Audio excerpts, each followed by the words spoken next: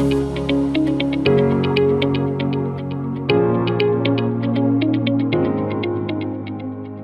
वालेकुम क्लास। अब आप लोगों को मैं नया टॉपिक स्टार्ट करवा रहा हूँ, दैट इज एंजाइम्स। एंजाइम्स आपकी किताब के अंदर इस तरीके से नहीं पढ़ाया हुआ है जिस तरीके से आपने दीगर चैप्टर्स इस दीगर चैप्टर्स तो नहीं, दीगर टॉपिक्स इस चैप्टर में पढ़े। जैसे कार्बोहाइड्रेट्स, प्रोटीन्स, लिपिड्स, ये सारी चीजें आपने पढ़ी हैं इस चैप्टर के अंदर डेप्थ में। पूरा पूरा आपको सिखाया गया कि इनका केमिकल फॉर्मूला, मॉलिक्यूल स्ट्रक्चर वगैरह ये सब क्या होता है। यहाँ एंजाइम की डायरेक्ट आपकी किताब में एप्लीकेशंस दी हुई हैं, वो भी आपकी सोसाइटी टेक्नोलॉजी साइंसेस की हेडिंग के अंदर। अब वो एप्लीकेशन डायरेक्ट तो पढ़ा दूं, मेरे सर पे जो जिम्मेदारी वो तो उतर जाएगी, आपका सिलेबस भी कवर हो जाएगा इस चैप्टर का। लेकिन एंजाइम इटसेल्फ होते क्या है वो मैं पहले सिखाऊंगा, उसके बाद हम किताब पे आएंगे। अब जो कुछ दिमाग में होगा मेरे, मैं आपको सिखा दूंगा। हो सकता है बहुत सारी बातें ऐसी हों जो आपके लेवल पे नहीं करने वाली हों, लेकिन अगर वो दायरे लेक्चर की कंटिन्यूटी में आ गई तो सीखना पड़ेगा। लेकिन कोई भी ऐसी चीज नहीं होगी जो कि इररेलेवेंट हो। एंजाइम्स क्योंकि बहुत ही एक वास्ट टॉपिक है, बहुत ही बड़ा टॉपिक है, हर चीज में ऑलमोस्ट हर जगह एंजाइम्स का अमल दखल है। फॉर एग्जाम्पल अभी हम पढ़ रहे हैं बायोकेमिस्ट्री। बायोकेमिस्ट्री का मतलब बायो यानी लाइफ, जितने भी लिविंग ऑर्गेनिजम्स हैं उनके अंदर केमिकल रिएक्शन या केमिस्ट्री का जितना भी अमल दखल है उस सबको हम स्टडी कर रहे हैं। तो एंजाइम्स ऑब्वियसली जितने भी आपके लिविंग ऑर्गेनिजम्स उनमें पाए जाते हैं। एंजाइम्स इटसेल्फ क्या है? एंजाइम इटसेल्फ प्रोटीन्स हैं। अगर प्रोटीन का टॉपिक याद हो तो ये आपके पास इटसेल्फ प्रोटीन्स ही हैं। अब एंजाइम्स और प्रोटीन्स दो अलग अलग चीजें क्यों कर दी? प्रोटीन हमने पढ़ा अमाइनो एसिड से मिलके बनता है, और फिर उसके बाद एक बड़ा लार्जर मॉलिक्यूल आपको प्रोटीन का मिलता है। एंजाइम भी प्रोटीन ही है लेकिन इनका फंक्शन डिफरेंट होता है। फॉर एग्जांपल हमने चैप्टर 1 अगर याद हो केमिकल इक्विलिब्रियम, उसमें सीखा था। लेट सपोज मेरे पास यहाँ नाइट्रोजन था और हाइड्रोजन था। ये in the presence of some particular catalyst आपको अमोनिया बना के दे रहे थे। अब यहाँ पर लेट सपोज जो कैटलिस्ट था वो, वैसे चेक कर लें, मैं अभी आपको पढ़ा रहा हूँ जितने में आप चेक कर लें। मुझे याद पड़ा है निकल कैटलिस्ट था। अब अगर ये कोई चेंज भी होगा, मैं एग्जांपल निकल के ले लेता हूँ, इतने में कोई एक स्टूडेंट जरा चेक करे और देखे कंफर्म करे यही है अगर किताब में मेंशन है। आपके पास यहाँ पर अगर निकल एक कैटलिस्ट है, लेकिन निकल इटसेल्फ क्या है? एलिमेंट ही है ना। जिस तरह आपका नाइट्रोजन है, हाइड्रोजन है, ये पीरियोडिक टेबल के एलिमेंट्स हैं, उसी तरीके से निकल भी आपके पास एक एलिमेंट है। इसमें जो आपके पास ये इक्वेशन मैंने लिखी है, इसके अंदर एक पर्टिकुलर टेम्परेचर था। लेट सपोज आपके पास 450 डिग्री सेल्सियस तक टेम्परेचर अचीव करते हैं, एक पर्टिकुलर प्रेशर भी था। तो उसमें आपका ये रिएक्शन होता है, यानी कि इसका मतलब ये हुआ कि आपका ये जो रिएक्शन हो रहा है इसमें रिएक्टेंट पर्टिकुलरली उसी टेम्परेचर उसी प्रेशर पे रिएक्ट करेंगे, अदरवाइज रिएक्ट नहीं करेंगे। इस वक्त अगर जो उड़ने वाले गुब्बारे हैं वो आपको मैं पकड़ा दूं सबको, और जाहिर है एटमॉस्फेयर के अंदर बहुत सारी नाइट्रोजन मौजूद है। ये आपको पता है कि हमारे एटमॉस्फेयर के अंदर नाइट्रोजन की क्वांटिटी सबसे ज्यादा है। जब हमने सोल्यूशन का चैप्टर पढ़ा था तो उसमें सीखा था air is a mixture, air is basically a solution, और उस सोल्यूशन के अंदर जो सॉल्वेंट है दैट इज नाइट्रोजन, और जो सॉल्यूट है वो ऑक्सीजन है। ऑक्सीजन या दीगर छोटे छोटे और परसेंटेज में दीगर गैसेस। तो जो सॉल्वेंट यानी मेजॉरिटी आपकी क्वांटिटी नाइट्रोजन की मौजूद है। ज़ाहिर है क्लास में इस वक्त हवा मौजूद है, हवा में हम ऑक्सीजन इनहेल कर रहे हैं तभी हम जिंदा है। इस ऑक्सीजन के साथ साथ हमें नाइट्रोजन भी मिल रही है। मैंने कहा मैं आप सबके हाथ में एक एक उड़ने वाला जिसमें हाइड्रोजन भरी होती है वो वाला गुब्बारा पकड़ा दूं, और आपसे कहूँ एक वक्त में सारे उस गुब्बारे को फाड़ दें। अब वो ठप ठप की आवाजें तो आना शुरू हो ही जाएंगी, लेकिन क्लास के अंदर हाइड्रोजन इंट्रोड्यूस हो जाएगा। ठीक है, वो साउंड वेव की बात नहीं कर रहे अभी हम। जो आपके गुब्बारे के अंदर हाइड्रोजन है क्या होगा उसके साथ? गुब्बारा आपने अगर फाड़ दिया है तो गुब्बारा फटने के बाद जो उस गुब्बारे के अंदर हाइड्रोजन ट्रैप थी वो कहाँ जाएगी? इसी कमरे में जाएगी। अब इस कमरे में नाइट्रोजन भी आ गई और हाइड्रोजन भी आ गई, लेकिन क्या अमोनिया बनेगा? अगर इस क्लास में अमोनिया छोड़ दिया जाए तो हम सब यहाँ पर कुछ ही मिनट के बाद यहाँ पर लंबे पड़े हुए होंगे और ऊपर जाने की तैयारी कर रहे होंगे। और हम सबके लिए फिर नमाज जनाजा पढ़ाने के लिए कोई बुला रहा जा रहा होगा किसी को। अमोनिया एक जहरीली गैस है। तभी आप में से किसी को भी मैंने अभी हाइड्रोजन के गुब्बारे नहीं दिए। लेकिन अमोनिया वो तब भी नहीं बनेगा, इसलिए बेफिक्र रहें, अल्लाह ने जब आपका वक्त लिखा होगा तभी वक्त आएगा। उससे पहले किसी को जल्दी पहुंचने का सोचना भी नहीं चाहिए। तो नाइट्रोजन और हाइड्रोजन आपके पास मैं क्लास के अंदर बेशक इंट्रोड्यूस करवा दूं, लेकिन जब तक मैं उसको पर्टिकुलर कंडीशंस नहीं दूंगा ये आपका रिएक्शन प्रोसीड नहीं होगा। अमोनिया हमें चाहिए, बहुत ज्यादा क्वांटिटी में चाहिए, इंडस्ट्री में अमोनिया बनाया जा रहा है। लेकिन जहां पर भी अमोनिया मैन्युफैक्चर हो रहा है वहां पर अमोनिया के लिए इंतहाई ज्यादा प्रिकॉशंस रखी जाती हैं कि वो गैस लीक ना हो। अगर वो गलती से आपने इनहेल कर ली और ज्यादा मिकदार में इनहेल कर ली तो आपके अंदर पॉइजनिंग हो जाएगी, और फिर इवेंचुअली जाहिर है आपको या तो कोई बीमारी लग जाएगी, या फिर उस बीमारी ना भी हो, वो पॉइजनिंग की वजह से आप मर जाएंगे। अमोनिया इतनी खतरनाक है। लेकिन अभी इस वक्त जब हम रूम टेम्परेचर की बात कर रहे हैं कुछ नहीं हो रहा। अब अगर मैं यहाँ पर कैटलिस्ट की एग्जांपल दूं, तो कैटलिस्ट क्या कर रहा है ये भी हम सीख चुके हैं पिछले चैप्टर के अंदर। कैटलिस्ट क्या करता है, खुद पार्टिसिपेट नहीं करता इन द रिएक्शन, लेकिन उस रिएक्शन को आगे बढ़ने में मदद करता है। अगर वो एग्जांपल याद हो कि आप अगर रेस लगा रहे हैं और पीछे से आपके कुत्ता आ जाए, तो कुत्ता रेस नहीं लगा रहे हैं, वो फर्स्ट आ जाए या लास्ट आ जाए उससे कोई फर्क नहीं पड़ रहा। लेकिन आप अगर उसकी वजह से तेज भागना शुरू हो जाए, तो जाहिर है पहले आपके हड्डियां जवाब दे गई थी, आपकी टांगे जो है वो चल नहीं पा रही थी, बॉडी थक गई थी। अब मैंने आपको मोटिवेट करने के लिए क्या किया, सिंपल एक जानवर को आपके पीछे लगा दिया। अब वो जानवर जब आपके पीछे भागना शुरू करेगा तो जाहिर है आप उसको देखते हुए और स्पीड पकड़ेंगे, पहले आपसे चला भी नहीं जा रहा तब आप दौड़ने लग जाएंगे। ये जो आपके अंदर सडन चेंज आया है उस जानवर की वजह से, उस जानवर ने बेसिकली क्या किया, कैटलिस्ट के तौर पे बिहेव किया। और वो कैटलिस्ट के तौर पे ही बिहेव करेगा, वो आपसे आगे भी निकल जाए अगर, तो उसको फर्स्ट पोजीशन का मेडल नहीं पहनाया जाएगा, उसको ट्रॉफी नहीं पकड़ाई जाएगी। सोचें जरा, एक कुत्ता खड़ा हुआ है फर्स्ट पोजीशन पे, ट्रॉफी आप उसके गले में पहना रहे हैं। ये क्या है, वो जानवर आपका सिर्फ और सिर्फ एक तरह का कैटलिस्ट है। सिमिलरली यहाँ पर नाइट्रोजन और हाइड्रोजन अमोनिया बना के दे रहे हैं, यहाँ कहीं पे भी निकल आपको एज अ प्रोडक्ट नहीं मिल रहा। अब ये बात जो हम कर रहे हैं, ये तो हम ओवरऑल जर्नल केमिस्ट्री की बात कर रहे हैं। अब एंजाइम्स भी कैटलिस्ट ही हैं, लेकिन एंजाइम कैटलिस्ट किसके अंदर है, जितने भी बायोलॉजी के अंदर चीजें आती हैं उसमें हम कैटलिस्ट को एज ए एंजाइम का टर्म दे देते हैं। तो एंजाइम कुछ नहीं है सिवाय कैटलिस्ट के। अब हमारी बॉडी के अंदर मल्टीपल एंजाइम्स हैं, बहुत ज्यादा डिफरेंट डिफरेंट कैटेगरी के हैं, वो भी हम पढ़ेंगे किताब के अंदर, कुछ उसमें से आएंगे। जैसे फॉर एग्जांपल हम खाना जब खा रहे होते हैं तो हमारे मुंह में जो सलाइवा थूक बनता है उसके अंदर एंजाइम होते हैं। तो कुछ परसेंटेज ऑफ डाइजेशन तो हमारे मुंह में ही हो जाती है।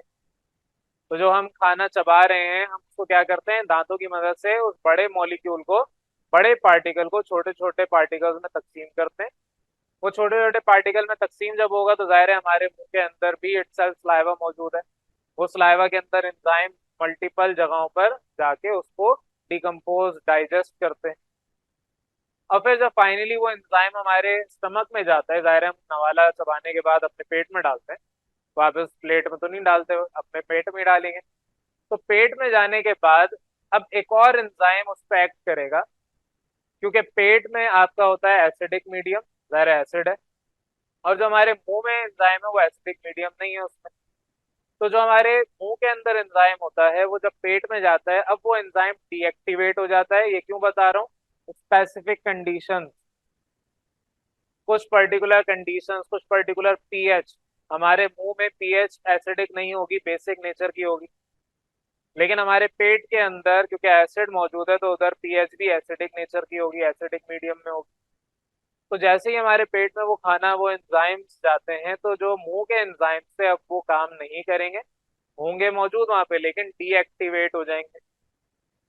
और जो हमारे पेट में एंजाइम्स दूसरे हैं वो बकिया बचा कुचा जो खाना हमारे मुंह से अंदर गया है पेट में उसको डाइजेस्ट करेंगे, और इवेंचुअली जितना भी न्यूट्रिशनल वैल्यू है उसे कन्वर्ट कर देंगे। एंजाइम्स का काम ये है। तो एंजाइम्स का जो बेसिक काम है वो क्या है, आपके किसी भी रिएक्टेंट को कन्वर्ट करना इनटू प्रोडक्ट। तो रिएक्टेंट जब कन्वर्ट होंगे इनटू प्रोडक्ट तो एंजाइम्स यहाँ पर एक्ट करेंगे एज अ कैटलिस्ट।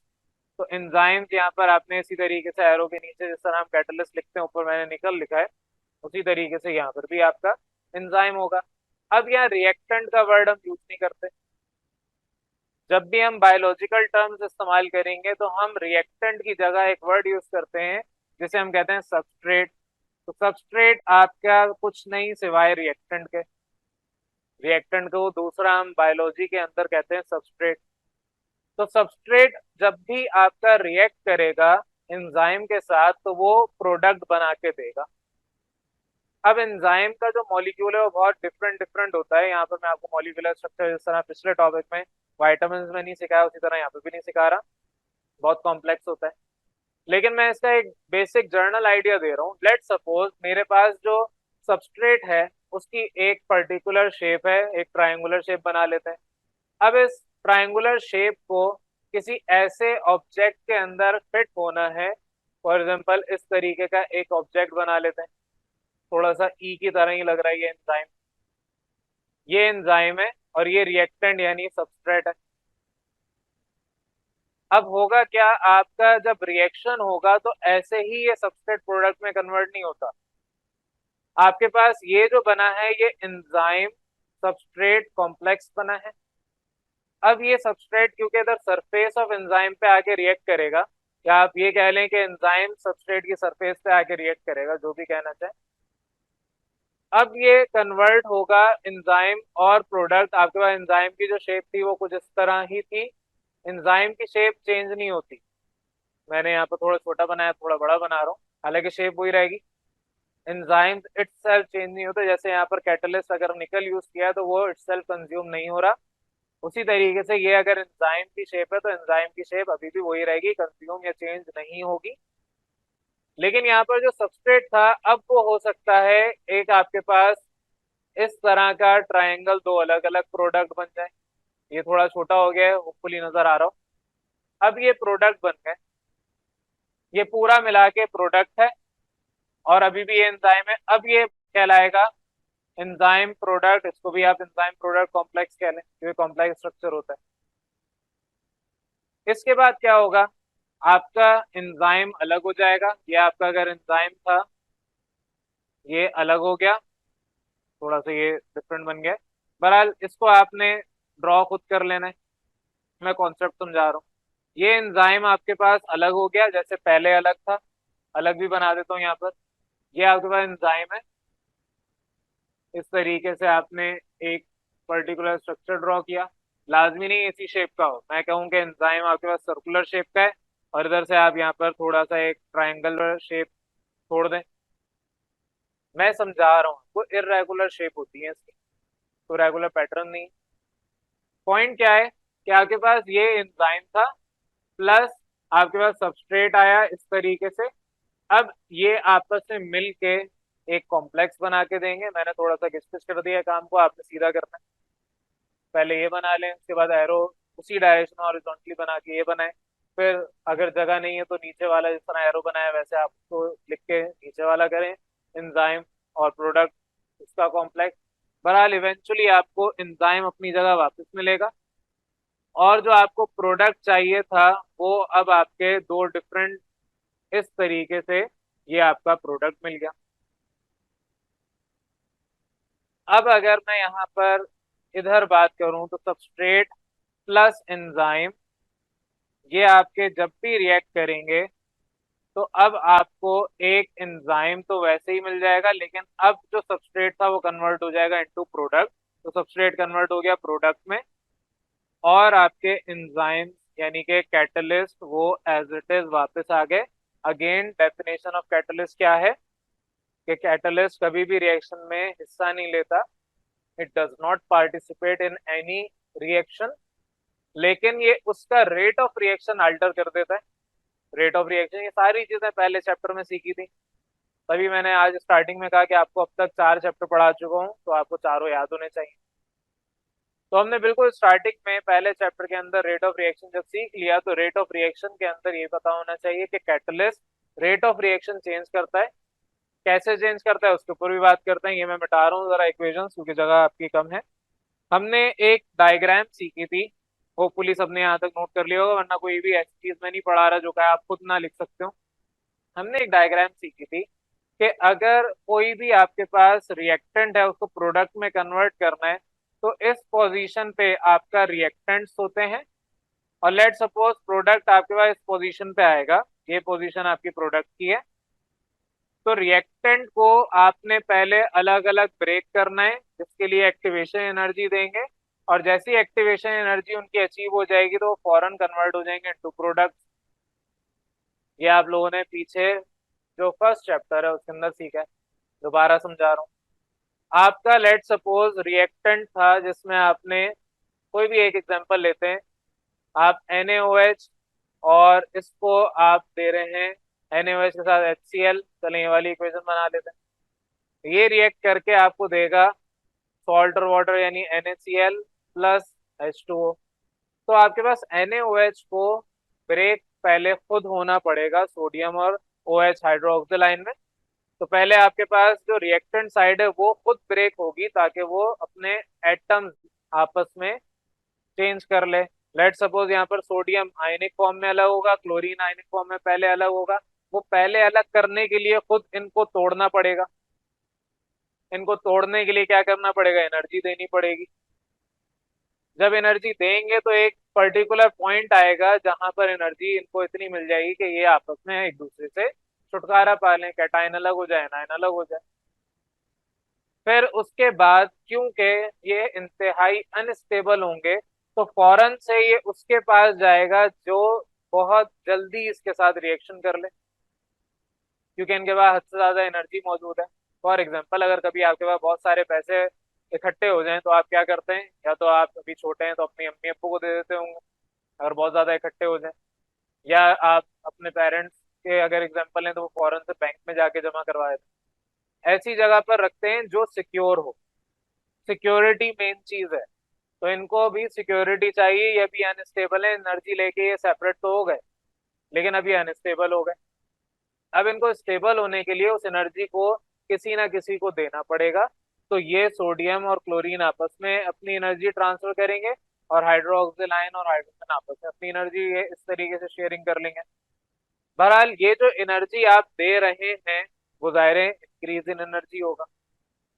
ये नॉर्मली ऐसा होता है। वहीं पे अगर मैं कोई कैटलिस्ट डाल दूं, इधर तो नहीं डाल सकते, ये तो वैसे ही बहुत जल्दी हो जाता है रिएक्शन। मैं वैसे ही एग्जांपल दे रहा हूँ वापस उसकी। आपके पास नाइट्रोजन था, हाइड्रोजन था, इसको आपने कन्वर्ट किया इनटू अमोनिया। तो आपके इसके अंदर जो ये डिस्टेंस है, जो कैटलिस्ट है वो क्या करेगा, इसके डिस्टेंस को कम करेगा। इवेंचुअली प्रोडक्ट वही बनाएगा, लेकिन जो इसके यहाँ पर एक्टिवेशन एनर्जी थी, अगर याद हो एक्टिवेशन एनर्जी, तो एक्टिवेशन एनर्जी कैटलिस्ट की मौजूदगी में क्या हुई, कम हो गई। इसको यूं समझ लें कि मेरे पास लेट सपोज एक पहाड़ है, इस तरीके से मैं यहाँ पर मौजूद हूँ इस पॉइंट पे, और मुझे इस पॉइंट पे जाना है। तो पॉइंट ए से पॉइंट बी जाने के लिए पहले आपको पहाड़ चढ़ना पड़ेगा, फिर पहाड़ से उतरना पड़ेगा। अब फर्ज करें कि मुझे इसमें ट्रेन चलानी है। कभी नॉर्दर्न एरिया जाएं तो आपको नजर आएगा कि पहाड़ों के बीच में से ट्रेन चल रही है। लेकिन पहले पॉसिबल नहीं था, ट्रेन आपके ऊपर जाती पहाड़ में फिर नीचे आती है, तो रोलर कोस्टर राइड बन गई है। वो आप जाके किसी भी प्ले ग्राउंड में झूल लें, इस तरह के झूले कहीं ना कहीं होंगे। तो अब यहाँ पर आपको क्योंकि एक शॉर्टेस्ट पाथ चाहिए, आप खुद तो चले चले जाएंगे, लेकिन अगर मुझे फर्ज करें 500 या 1000 लोगों को लेके जाना है, तो हो सकता है कुछ छोटे से बच्चे भी हों, कुछ बड़े बुजुर्ग भी हों, वो सारे तो नहीं चढ़ सकते। और किसी तरीके से उनको मैंने पुश कर भी दिया, इधर तक ले भी आया, तो वो बेचारे उतरेंगे कैसे। तो हम क्या करते हैं, एक अल्टरनेट रूट डेवलप करते हैं, पहाड़ को काट के टनल बना के। वो जो पहाड़ को काट के टनल बना के आपने अल्टरनेट रूट प्रोवाइड कर दिया, अब पहुंच तो अभी भी उसी जगह पर है, लेकिन वक्त बच गया। पहले हो सकता है आपको 3 घंटे ऊपर जाने में लगे, फिर 2 घंटे नीचे उतरने में लगे। लेकिन पहाड़ में जब हम उतर रहे होते हैं तो हमारी स्पीड बेशक ज्यादा हो, लेकिन हमें आराम आराम से उतरना होता है, तो लगता हो ज्यादा ही टाइम। एग्जाम्पल दे रहा हूँ, 5 घंटे लगे पूरे आपके ट्रैवलिंग में from point A to B. अब पॉइंट ए टू बी में आपके पास यहाँ पर क्या हो रहा है, 5 घंटे लग रहे हैं, लेकिन वहीं पे मैंने टनल बना दी। अब पता चला कि उस पहाड़ के उस तरफ जाने में सिर्फ 10-15 मिनट लग रहे हैं। पॉइंट समझ आ रहा है? टनल क्या है? टनल एक अल्टरनेट पाथ है, अल्टरनेट रूट है, जिसने बना के दिया, उसने एज अ कैटलिस्ट का काम किया। तो यहाँ पर आपके जो सबस्ट्रेट थे यानी कि रिएक्टेंट्स थे, तो सबस्ट्रेट को पहले ज्यादा डिस्टेंस ट्रेवल करना पड़ रहा था, यानी ज्यादा एनर्जी एब्जॉर्ब करनी पड़ रही थी ताकि वो प्रोडक्ट में कन्वर्ट होते। अब यहाँ पर एंजाइम्स यानी कि कैटलिस्ट की वजह से आपके सबस्ट्रेट को कम एनर्जी रिक्वायर्ड है। अब यहाँ पर इससे फायदा क्या होगा? फायदा ये होगा कि वक्त बच जाएगा। आपकी बॉडी के अंदर एंजाइम्स अगर नहीं होंगे तो लेट सपोज आपकी बॉडी के अंदर कुछ सेल्स जनरेट होते हैं with the help of enzyme. अगर हमारी बॉडी के अंदर let suppose red blood cell, ये हमने कल टॉपिक डिस्कस किया था, उसमें जुमला आया था, let suppose red blood cell हमारी बॉडी में कंटिन्यूसली जनरेट भी हो रहे हैं और खत्म भी हो रहे हैं। अब अगर हमारी बॉडी के अंदर जनरेशन हो रही है, मैं अभी उसकी बात नहीं कर रहा जो खत्म हो रहे हैं, रेड ब्लड सेल जनरेट हो रहे हैं, बन रहे हैं, तो अगर हमारी बॉडी में एंजाइम ना एक्ट करें तो हमारी बॉडी के अंदर एंजाइम्स की जो वजह से स्पीड अप हुए हुए हैं रेड ब्लड सेल्स की कन्वर्जन या जनरेशन, वो स्लो हो जाएगी और हमारी बॉडी में जितने रिक्वायर्ड रेड ब्लड सेल हैं वो बनेंगे ही नहीं। जितने भी लोग बीमार हो जाते हैं या कैंसर पेशेंट्स होते हैं, उनके अंदर ये ब्लड सेल्स ही सबसे बड़ा मसला होता है। उनकी बॉडी के अंदर मेन इंपॉर्टेंट पॉइंट क्या है कि उनकी बॉडी के अंदर एंजाइम्स कम हो जाते हैं या खत्म हो जाते हैं, जिसकी वजह से आपके जो ब्लड सेल्स बनने थे उनकी स्पीड स्लो हो गई। तो जब स्पीड स्लो हो जाएगी तो आपके ऑब्वियसली बॉडी की मेन रिक्वायरमेंट खत्म हो जाएगी, फिर बॉडी भी खत्म हो जाएगी। वापस आ रहे हैं टॉपिक पे, एंजाइम्स।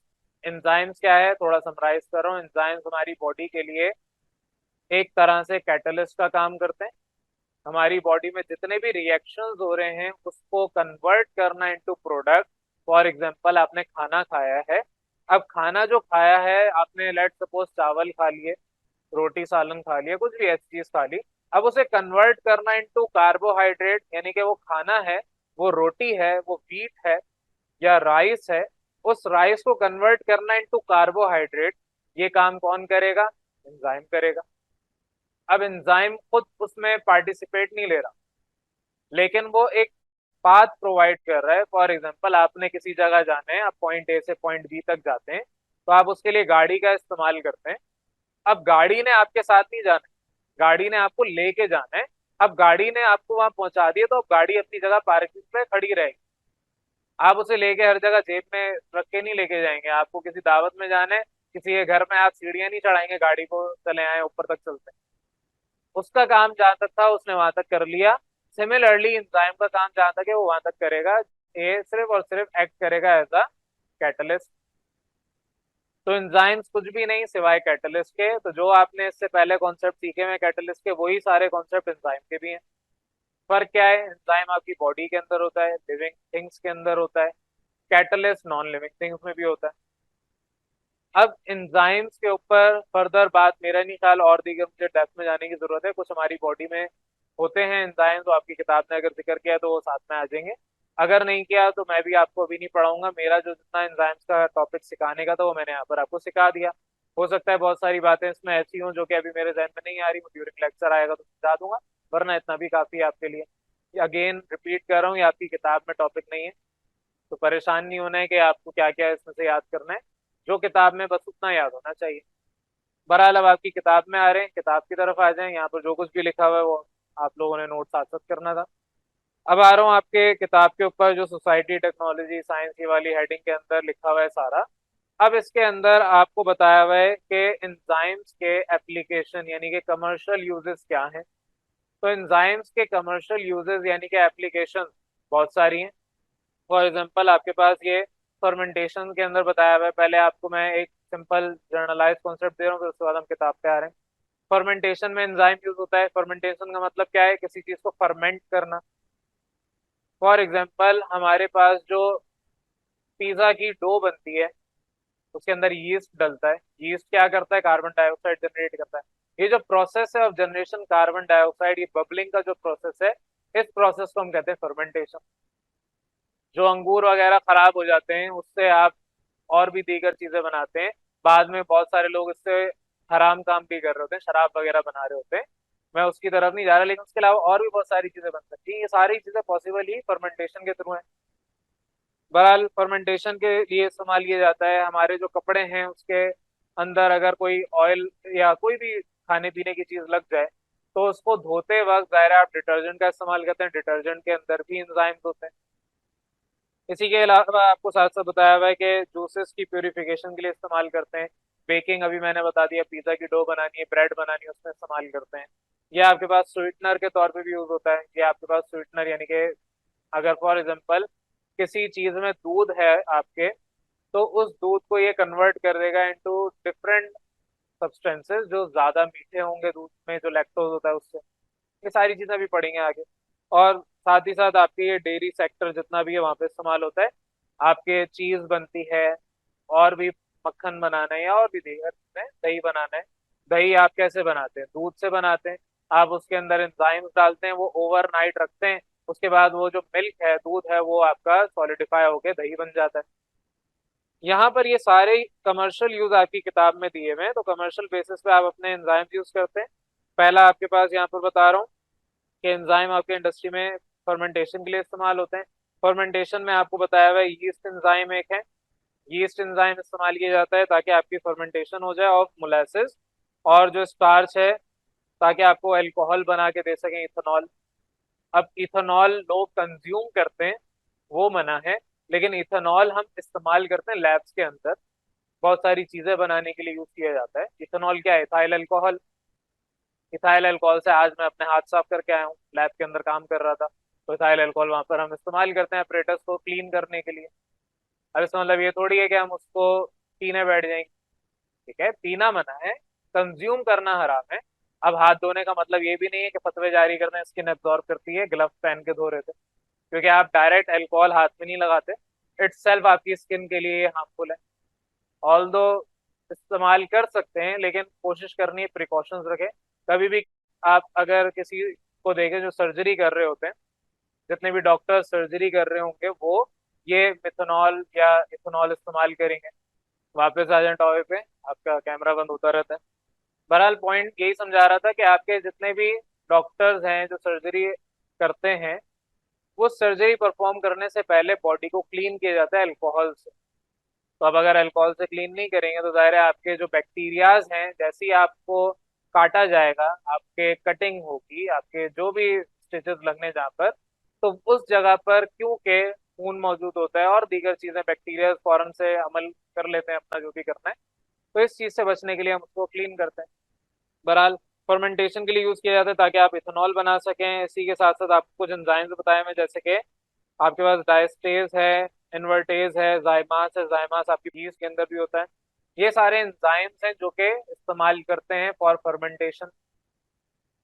नेक्स्ट पे आ रहे हैं डिटर्जेंट के अंदर। डिटर्जेंट आपके पास जाहिर है एंजाइम रखता है, माइक्रोबियल एंजाइम होते हैं ये। अगर आप पाउडर डिटर्जेंट लें या लिक्विड डिटर्जेंट लें, दोनों के अंदर पाया जाता है। इसका काम क्या होता है कि आपका जो एंजाइम आपके कपड़ों के अंदर, खाना अगर लग गया है, ऑयल लग गया है, ऑयल क्या है, ऑयल फैट है, उस फैट को ये डिसॉल्व करता है। तो यहाँ पर नाम लिखा होगा लाइपेज, आपके पास नाम लिखा हुआ है। लाइपेज आपके पास एक एंजाइम है जो कि ब्रेक डाउन करता है fat into water soluble molecule. Detergent का काम क्या है, मैंने कभी आपको बताया होगा कि जितने मैकेनिक्स हैं जो गाड़ियों का काम करते हैं, मैकेनिकल वर्क करते हैं, वो साबुन से हाथ नहीं धोते, उनके पास डिटर्जेंट पड़ा होता है, डिटर्जेंट से हाथ धोते हैं। वजह उसकी क्या है कि उनके हाथ में जो ऑयल या ग्रीस लग गया है वो पानी से तो नहीं जाएगा, ना ही साबुन से जाएगा। ये जो डिटर्जेंट है, ये डिटर्जेंट आपके हाथ में अगर ऑयल लगा है, उसके साथ जाहिर है फैट कंटेंट है, ऑयल का फैट कंटेंट है, उसको डिसॉल्व करेगा पहले। डिसॉल्व करेगा इनटू वाटर सॉल्युबल सब्सटेंसेस, और वाटर सॉल्युबल होगा, फिर आप पानी में बेशक हाथ डाल दें, आपके हाथ में जितना भी ऑयल है वो निकल जाएगा। तो बहरहाल ये आपके पास यहाँ पर ये सारी बातें लिखी हैं। आपके कुछ पॉइंट्स बताए हुए हैं। माइलेस आपके पास स्टार्च बेस्ड स्टेन रिमूवर है। ऐसा आपके कपड़ों पे दाग लग जाए जो स्टार्च उसमें मौजूद हो, तो अमाइलेज आपके पास एक एंजाइम का नाम है, वो उस स्टार्च बेस्ड स्टेन को रिमूव करेगा, स्टेन दाग को कहते हैं। अगर दूसरा आपके पास यहाँ पर बताया हुआ है सेल्यूलेस है, सेल्यूलेस आपका ब्रेक डाउन करता है सेल्यूलोज को इनटू ग्लूकोज। सेल्यूलोज आपको, कॉटन फॉर एग्जांपल, कॉटन क्या है, सेल्यूलोज ही तो है, हमने पीछे ये पढ़ा हुआ है।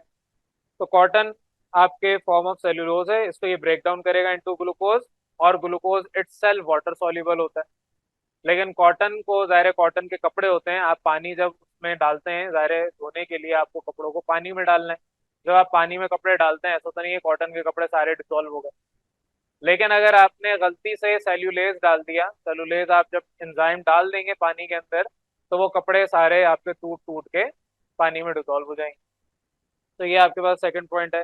तीसरा, आपके पास प्रोटीन स्टेन अगर लग जाए आपके किसी कपड़े पे, गारमेंट्स पे, तो आपको यहाँ पर प्रोटेज, आपके पास यहाँ पर लिखा है प्रोटीएस, प्रोटीएस बोले प्रोटेज बोले, जो भी प्रोनाउंसिएशन है। बहरहाल आपके पास यहाँ पर एक एंजाइम है, अगर प्रोटीन बेस्ड कोई दाग लग जाए कपड़ों के ऊपर, तो उसको ये निकाल देता है। तो ये आपके कुछ एंजाइम्स के नाम और टाइप्स किताब ने बताए हुए हैं। एंजाइम बेस्ड डिटर्जेंट आपके यहाँ पर बताया हुआ है एफिशिएंटली क्लीन कर देते हैं जितने भी दाग धब्बे आपके कपड़ों में लगे हैं। तो ये जितने भी दाग धब्बे आपके कपड़ों में लगे हैं, इसको आपने डिटर्जेंट के थ्रू रिमूव करना है, और डिटर्जेंट के अंदर इटसेल्फ एंजाइम पाया जाता है। तीसरे पॉइंट पे आ रहे हैं, purification of juices. Purification of juices का मतलब क्या है, जूस को प्यूरिफाई करना, आपको उसके अंदर एंजाइम्स ऐड करने पड़ेंगे। फॉर एग्जांपल, आप अपने, लेट सपोज ग्रेप जूस बनाते हैं, यहाँ किताब ने वही बताया होगा ग्रेप जूस का। आप अनार ले लें, या आप इसी तरह अंगूर ले लें, कुछ भी इस तरह का जूस बना लें। उसका, अगर अंगूर का जूस बना रहे तो उसके जो छिलका है, पल्प है, वो अंगूर में रह जाएगा।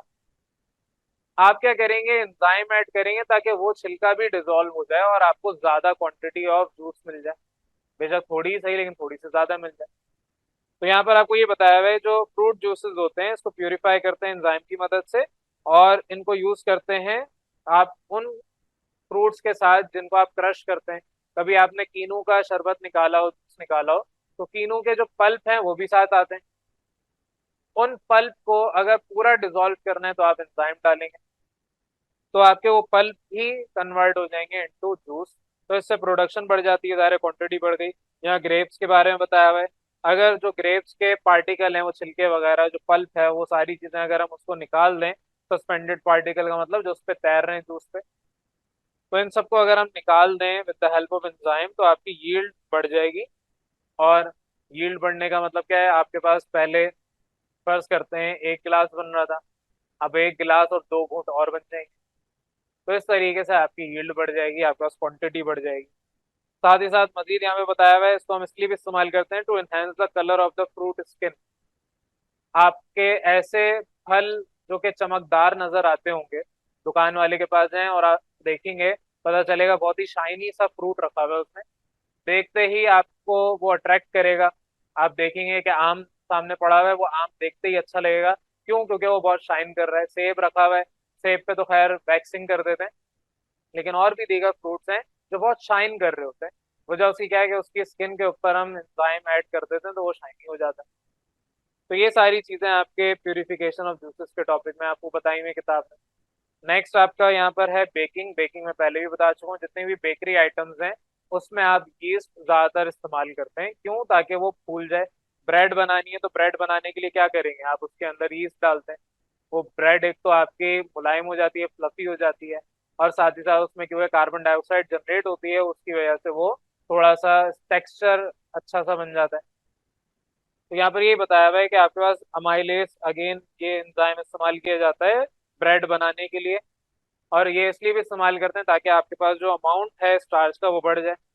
आपके आटे के अंदर अगर हम ये एंजाइम डालते हैं, स्टार्च की क्वांटिटी वो बढ़ा देगा, ब्रेड भी अच्छी बनेगी।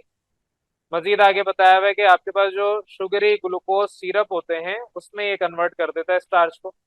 ये जो एंजाइम है अमाइलेज, ये आपके कैपेबल है ऑफ कन्वर्टिंग जितने भी शुगरी सिरप है, स्टार्च है, उसको कन्वर्ट करेगा sugary glucose syrup. Sugary glucose syrup, ये एक ही नाम है। शुगरी का मतलब क्या है, शुगर। शुगर हमने पढ़ा है सैकराइड को कहते हैं, ग्लूकोज क्या है, मोनोसेक्राइड की एक एग्जांपल है। तो जितने भी इस तरह के सिरप होते हैं उसको ये कन्वर्ट करता है। मजीद आगे बताया हुआ है कि इसको हम एज अ स्वीटनर भी इस्तेमाल करते हैं खानों के अंदर, और जो हमारी ब्रेड्स वगैरह उनमें बेकिंग के अंदर इस्तेमाल करते हैं। कुजीन्स का मतलब होता है खाने जो बनाने के प्रोसीजर है। इस तरह से जो भी आप बावर्ची खाने के अंदर जाते हैं, किचन के अंदर जाते हैं, तो पूरा जो आप सेटअप बनाते हैं, खाना बनाते हैं, उसके प्रिपरेशन को हम कहते हैं कुजीन। तो कभी आप अगर किसी ऐसी जगह पर जाएं होटल वगैरह में, तो वो वर्ड कुजीन का यूज करते हैं। बहरहाल उसके ऊपर फिर कभी बात करेंगे। नेक्स्ट पे आ रहे हैं स्वीटनर के तौर पे। आइसक्रीम के अंदर यहाँ पर एग्जांपल दी हुई है, आइसक्रीम के अंदर आपके दूध मौजूद है। दूध में हमने पढ़ा है लैक्टोज होता है। लैक्टोज को ये कन्वर्ट कर देता है दीगर डिफरेंट सब्सटेंसेस में। आपके पास लैक्टोज एंजाइम यहाँ पर क्या करता है, आइसक्रीम को मजीद मीठा बना देता है। तो आइसक्रीम के अंदर क्योंकि लैक्टोज इटसेल्फ एक आपका ग्लूकोज की टाइप है, ये दूध के अंदर पाया जाता है। ये ब्रेक डाउन करेगा एंजाइम इसको इनटू ग्लैक्टोज और ग्लूकोज, और ये दोनों ग्लैक्टोज और ग्लूकोज आपके लैक्टोज से ज्यादा मीठे हैं, स्वीटर है। तो एंजाइम का ये भी काम है, ये काम कर लेता है। नेक्स्ट पे आ रहे हैं, आपके डेयरी सेक्टर के अंदर इस्तेमाल होता है। डेयरी सेक्टर का मतलब क्या है, जहाँ पर आपके दूध और उससे रेलिवेंट बाय प्रोडक्ट्स हो। तो यहाँ पर आपके एंजाइम मजीद यूज किए जाते हैं, जहाँ पर चीज, दही और आपके डेयरी प्रोडक्ट जितने भी और मजीद हैं, उसको बनाने के लिए आप एंजाइम यूज करते हैं। मजीद आगे बताया हुआ है कि आपके पास use to improve the texture और फ्लेवर ऑफ द प्रोडक्ट। यहाँ पर और भी दीगर चीजें आप इस्तेमाल करते हैं, ताकि एंजाइम यहाँ पर इस्तेमाल किए जाते हैं ताकि टेक्सचर और फ्लेवर, जो भी प्रोडक्ट बनना है, चीज बननी है, चीज के भी अलग अलग टेक्सचर होते हैं। कभी अगर आपने डिफरेंट जगह से डिफरेंट डिफरेंट चीज खाई हो, तो आपको शायद पता हो कि चीज के भी बहुत सारे डिफरेंट अलग अलग कैटेगरीज हैं। कुछ आपकी, जैसे नॉर्मली हमारे पास चेदर चीज मिलती है, मोज़रेला चीज मिलती है, तो नॉर्मल कॉमन हम ले लेते हैं। इसके अलावा और भी दीगर दीगर टाइप्स की चीज होती हैं। कभी आपने कार्टून में देखा होगा, वो टॉम एंड जेरी कार्टून नहीं होता, उसमें वो चूहा जो है जेरी वो लेके जाता था चीज, वो चीज अलग होती है। एक ब्लू चीज भी होती है, ब्लू कलर की होती है, ब्लू कलर नहीं होता, ब्लू टेक्सचर उसमें आ जाता है। तो चीज की इटसेल्फ इतनी सारी, आप कह लें कि करेक्टर, आप ये कह लें कि क्वालिटीज हैं, करेक्टरिस्टिक भी सही है जुमला, लेकिन चीज की इतनी सारी क्लासिफिकेशन है कि आप अगर आज खाने बैठेंगे तो आपको पूरा साल निकल जाएगा। उससे ज्यादा आपके चीज की कैटेगरीज मौजूद हैं। उसके लिए फिर पूरी दुनिया घूमना पड़ेगा इन चीजों के लिए। तो ये आपके जो डिफरेंट टेक्सचर आ रहा है, डिफरेंट आपकी कैटेगरी हो रही है, बाय प्रोडक्ट्स जो बन रहे हैं, वो वजह क्या है, डिफरेंट एंजाइम्स एक्ट कर रहे हैं। अब एंजाइम एक नहीं होता, एंजाइम्स अभी हमने पढ़े तीन चार, तो अभी हमारी किताब में सामने आ गए। इसके अलावा और भी बहुत सारे एंजाइम्स होते हैं। अगेन दोबारा आपके वही पॉइंट पे लेके आ रहा हूँ, एंजाइम डिफरेंट टाइप्स के होते हैं, बहुत सारे डिफरेंट डिफरेंट हैं। उसी तरीके से जैसे आपके कैटलिस्ट डिफरेंट टाइप के हैं, बहुत सारे कैटलिस्ट आप इस्तेमाल करते हैं। कैटलिस्ट का काम क्या है, टू चेंज या alter the rate of reaction, वही काम एंजाइम भी कर रहा है। तो एंजाइम आपके चीज के अंदर, फॉर एग्जांपल जो डिफरेंट मैंने बताया क्लासिफिकेशन है, डिफरेंट टाइप्स हैं, उसके अंदर सिर्फ और सिर्फ वजह क्या है कि डिफरेंट एंजाइम यूज कर लिया, डिफरेंट एंजाइम की यूज करने की वजह से आपके पास चीज डिफरेंटली बन गई। फॉर एग्जांपल आप सारे डिफरेंट कपड़े पहनते हैं, क्यों डिफरेंट कपड़े पहनते हैं, ताकि डेली डिफरेंट नजर आए। रिपीटेशन होती होगी, लेकिन नए कपड़े भी जब लेते हैं तो आप कोशिश करते हैं कि पुराने जैसे ना हो। क्यों, ताकि आपके अंदर डिफरेंट टेक्सचर के कपड़े पहने तो डिफरेंट नजर आए। सिमिलरली जो आपका प्रोडक्ट बनेगा वो डिफरेंट टेक्सचर का और डिफरेंट आपकी प्रॉपर्टीज का होगा। तो होपफुली यहाँ तक आपका एंजाइम का टॉपिक मैं कंक्लूड कर रहा हूँ, स्टॉप कर रहा हूँ इस क्लास, इस लेवल के लिए। फिर कभी अगर किसी स्टूडेंट ने आगे लेवल में पढ़ना होगा, और आगे अगर मैं पढ़ा भी रहूंगा इस तरीके से आपको, तो हो सकता है कि एंजाइम में आगे पढ़ा दूं। अदरवाइज ये अब ज्यादातर बायोलॉजी जो स्टूडेंट पढ़ेंगे उनके लिए, या केमिस्ट्री भी अगर कोई पढ़ेगा तो केमिस्ट्री में भी अगेन बायोकेमिस्ट्री के अंदर ये टॉपिक आएगा। तो बहरहाल यहाँ पर आपका चैप्टर भी कंक्लूड कर रहा हूँ। चैप्टर नंबर 4 यहाँ आपकी किताब का था बायोकेमिस्ट्री का, वो आज हम कंप्लीट कर रहे हैं।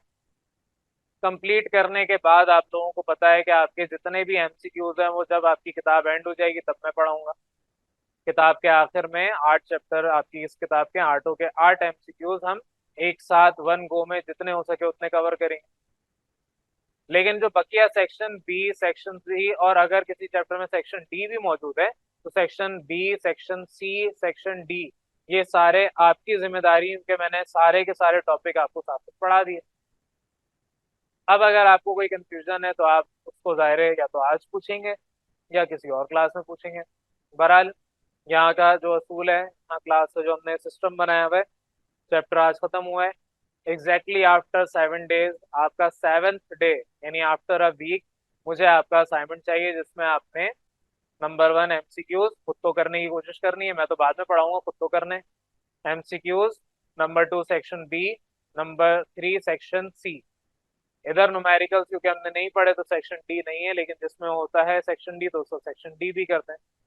ये तीनों सेक्शंस प्लस आपकी किताब के जितने भी पास्ट ईयर पेपर में टॉपिक आ चुके हैं, तो इस चैप्टर से रिलेटेड जितने भी पास्ट ईयर टॉपिक्स आपके आ चुके हैं वो सारे के सारे आपने देखने हैं। अगर रिजेंबल कर रहे हैं, सिमिलर हैं, फिर तो आप उसको रिपीट कर दें, यानी कि लिख दें आगे इस ईयर में ये टॉपिक आया, ये क्वेश्चन आया।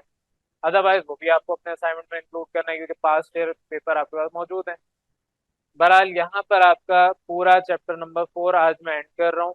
अगेन अगर किसी को कोई भी सवाल है इस टॉपिक से रिलेटेड तो पूरा चैप्टर से जो भी पूछना है पूछ लें।